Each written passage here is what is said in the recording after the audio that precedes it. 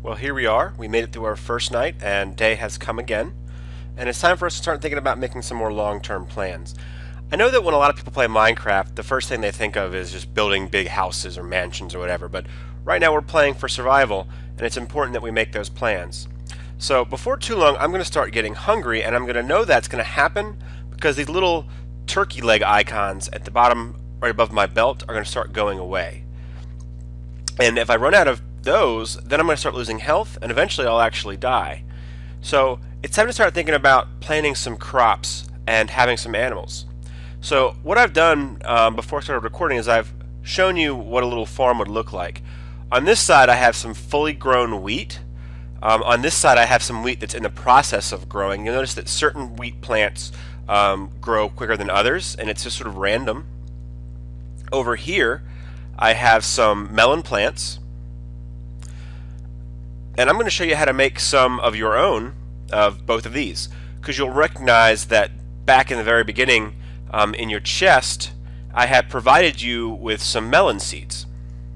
So in the chest you'll see that we have 4 melon seeds, and I also gave you 4 pieces of wheat.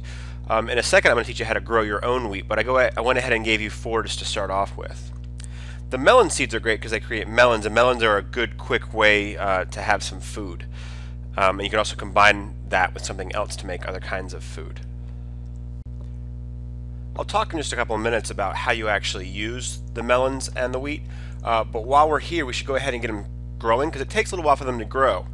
You notice I didn't actually give you any wheat seeds, and that's because they're actually pretty easy to come by, and all you have to do to find some of those is break some of these tall grass, and every once in a while, just like right there, the seeds will pop out. It's kind of random, so sometimes they will and sometimes they won't.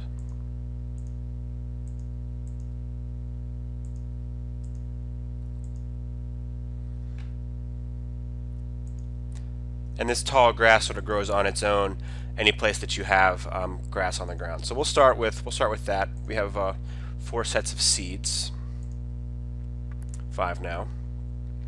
I want to talk about how we actually create the farmland that will allow crops to grow, because you can't just plant stuff right on the ground. So if I try to click the seeds right here, nothing happens.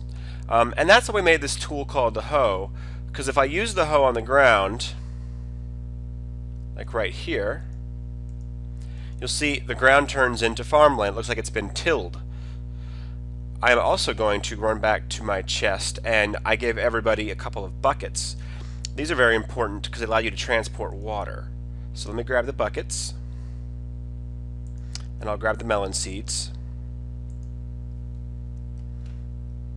and I will head over to my little pond, and I'll use the bucket on the water.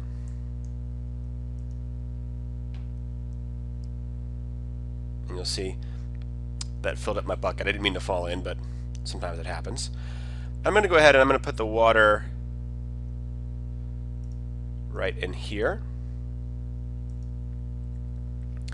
Now, if I haven't waited too long, yeah, you'll see that the farmland that I created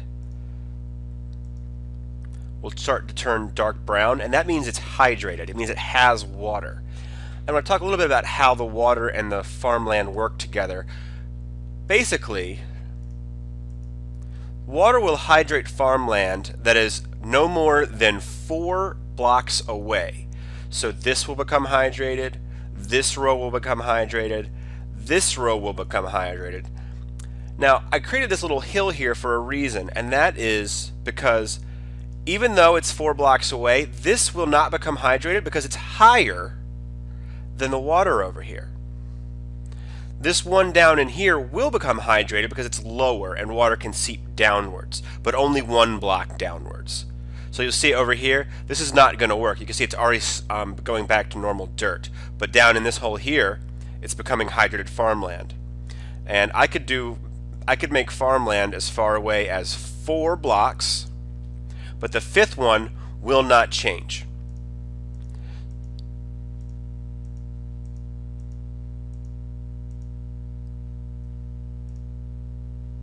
Oh, and you'll see what happened there is my hoe actually ran out of energy, and now it's gone. I used it till it was totally depleted, So I'm going to run back inside my little house and I'm going to create an iron hoe that will last a little bit longer.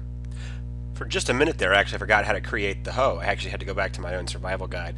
And it's 2 sticks here for the handle and 2 either pieces of wooden planks or cobblestone up here. I'm going to use cobblestone because that'll make a better tool than the wood would make. And now I have a new tool. So I'm going to head back over.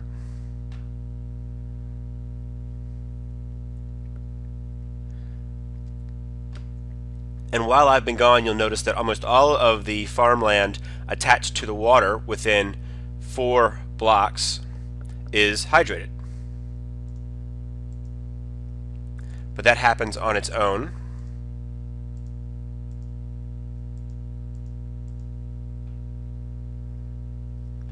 And it happened down here, but it did not happen up here. The farmland itself actually went away and the grass grew back. Once I have the farmland hydrated, I can actually plant some seeds. So I'm going to go ahead and plant some seeds. And you're going to find that it actually grows on its own. It's kind of a slow process. You'll notice that over here, some of the plants that we saw before are finished, and you know they're finished when they sort of turn yellow and they're very high. The green plants aren't done yet. So I'm going to plant.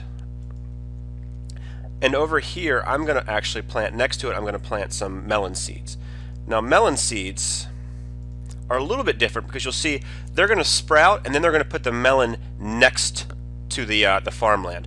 So when I plant the melon seeds, I have to make sure that there's a row here next to them so they have a spot for the melon to actually sprout and grow. So I was sitting here and I could not figure out why some of this farmland was becoming hydrated, because as I just explained, it only works within 4 blocks of the water source, and then I realized over here I have some more water. So the blocks over here that are getting hydrated, you'll notice are 1, 2, 3, 4, but the ones past that are not getting hydrated. So that's why that's happening. I was a little perplexed for a second, but now we figured it out.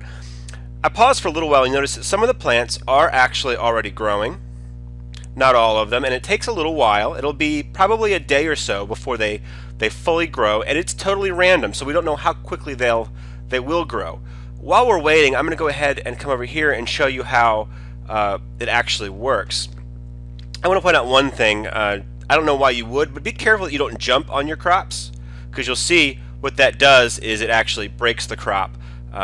When I did that, it actually put some more seeds in my belt along with some wheat, because when you actually break the wheat, you get a bunch of seeds and you get some wheat. And the importance of wheat will become clear in just a second. If I break a melon,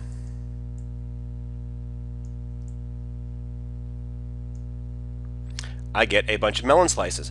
And melon slices are fantastic because I can eat them to gain my health back. The other thing I can do with melon slices, and I get quite a few slices from each melon, but what I can do is put a melon slice on my crafting table and I can pull off seeds. So I can plant new melons. So right away you'll see that I'm beginning to have the power to feed and sustain myself apart from the supplies that you got in the treasure chest. And in the treasure chest I gave you some bread which you can eat to gain back your hunger points and your health because it might take a couple days before this to really kick in. But you should now in day 2 go ahead and begin to plant your own farm. So I paused again and you'll see our plants continue to grow. Some are growing faster than others, but before too long we're going to have some fully grown wheat. We harvested some wheat from the fully grown wheat over here, and I'm going to show you why that's important. It's time to start using our farm animals, and I only have one step I have to do before I spawn those animals, and that's to create some fences, because if I don't, they're going to wander away and they won't do me any good like that. So I'm going to go ahead to my crafting table. In order to make some fences I need to have quite a few sticks. I need to have some wooden planks. So I went ahead while I was paused and created a bunch of sticks. And now I have plenty. So I'm going to go ahead and show you the recipe for a fence post. And that's what it looks like. And that gives me actually 2 fences. So I'm going to go ahead and make a bunch of those, and I'll be back in just a second. Alright, so I created a whole bunch of fences. I got 34 now. That should be good for a start. I want to show you how to make a fence gate, because fences actually won't let you jump over them. And you actually have to have a gate like a door. So I'm going to go ahead and you put 2 sticks there, 2 sticks there, and you put 2 wooden planks in the middle, and that creates a fence gate. So let's go ahead and get those ready. And I'm going to head outside on the side of my little hidey hole here, and I'm going to create a little gate for my animals to live in. And I'm just going to go ahead and click on the ground where I want the fence to be, and it will automatically connect with the one near it. Let's go ahead and put our gate right here, and then next to it we'll keep going with the normal fence posts.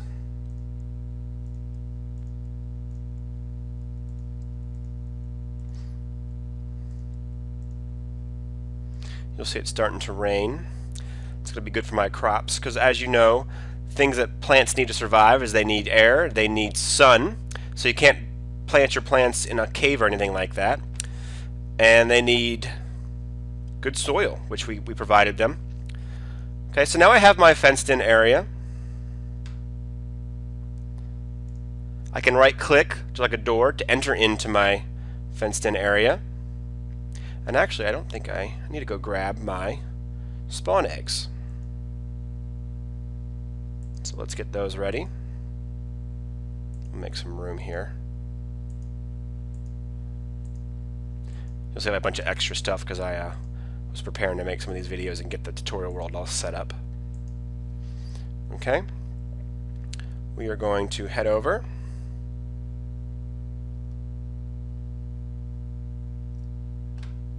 Let's close the gate so they can't get out. And I'm just going to click the ground with the egg. And one more time. And now I have 2 cows. Cows are great because they give you leather, and they also give you meat, which is probably a better thing to eat than melon. It gives you more hunger points back. And here's where the wheat comes into play. So what I'm going to do, as you'll see, I have the wheat in my hand, and it's actually going to... see, this cow is very interested. He wants the food, so does this one. So watch what happens. I'm going to feed the cow the wheat, and it goes into what's called love mode. And it's going to look around, and eventually it's going to find that cow. I'm going to get out of their way.